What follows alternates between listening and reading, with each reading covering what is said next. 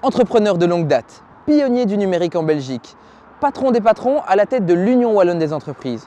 Aujourd'hui, c'est via Les Engagés qu'Olivier de Wassège a décidé de mettre son optimisme et son dynamisme au service de sa région. On le retrouve à Liège.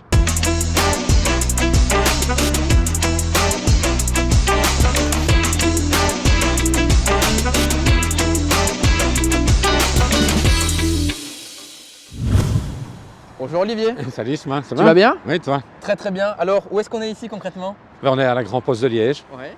Et la Grand Poste de Liège, pour moi, c'est un symbole. Elle a été récemment rénovée. C'est devenu un lieu où on veut stimuler l'innovation, un lieu qui est dédié aux entreprises créatives et à tous les entrepreneurs du secteur du numérique. Et quelque part, ma volonté, c'est de voir Liège se développer.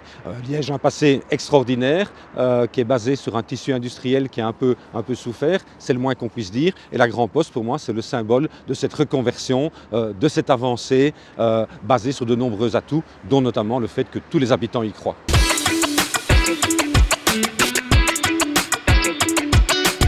Alors Olivier, on est rentré se mettre bien au chaud, mais où est-ce qu'on est ici en fait? Alors on est au Venture Lab, qui est le premier incubateur étudiant-entrepreneur qui a été créé en Wallonie par HEC et l'Université de Liège. Et j'ai eu la chance d'être un des premiers entrepreneurs en résidence, comme on dit, c'est-à-dire un coach. Et j'ai pu accompagner pendant de longues années plusieurs entrepreneurs dans le développement de leur start-up. On sait que maintenant, tu as décidé de t'engager en politique, chez Les Engagés. Qu'est-ce qui t'a convaincu de rejoindre notre mouvement?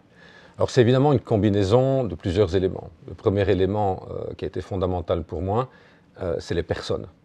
L'aspect humain a toujours été primordial pour moi et là il y a eu un matching directement. Le deuxième élément, c'est le manifeste des engagés, avec cette volonté d'avoir une société régénérée et aussi de changer la façon de faire de la politique. Je suis un humaniste, un libéral social et je me retrouve parfaitement dans toutes les valeurs des engagés.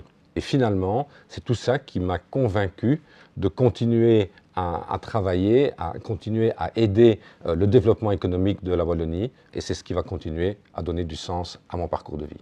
Alors Olivier, tu nous parlais d'entrepreneuriat, c'est pour ça qu'on est ici.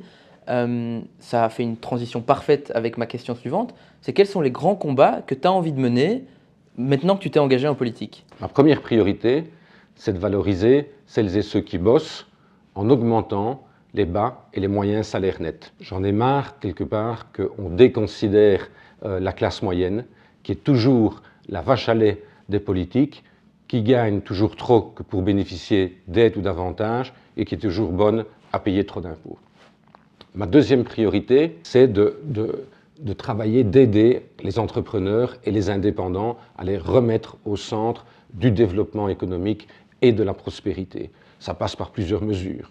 C'est donner confiance, c'est donner le goût d'entreprendre, c'est revaloriser le statut, revoir le statut des indépendants, c'est avoir une fiscalité plus juste et c'est aussi accompagner les entreprises dans leur transition environnementale.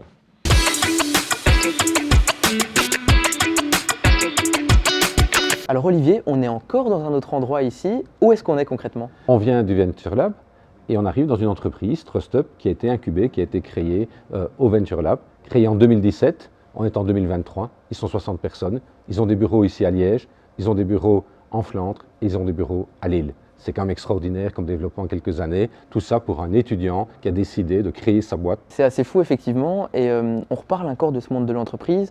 On sait que tu viens du monde de l'entreprise, on en a déjà parlé. Qu'est-ce que tu penses que les compétences que tu as acquises dans ce monde de l'entreprise, dans ce monde du privé, vont apporter au monde politique qu'on connaît aujourd'hui? Dans ma carrière, j'ai travaillé 12 ans comme employé et comme dirigeant, puis je suis devenu entrepreneur, dirigeant d'entreprise, indépendant pendant 18 ans. Et donc, quand je parle aux entrepreneurs, quand je parle des entrepreneurs, on parle le même langage. Je sais ce que c'est que d'être à leur place, et donc j'ai vécu ça. Et puis j'ai travaillé 6 ans au service des entreprises, et je pense que c'est la principale compétence que je vais leur apporter, c'est cette expérience de terrain, de savoir comment ça se passe, de savoir ce qui manque, d'avoir un regard extérieur, un regard qui peut être aussi critique par rapport à un certain nombre de choses, notamment les dysfonctionnements du monde politique. Donc en fait c'est vrai, tu connais les entreprises, tu sais leur parler et tu connais leur potentiel.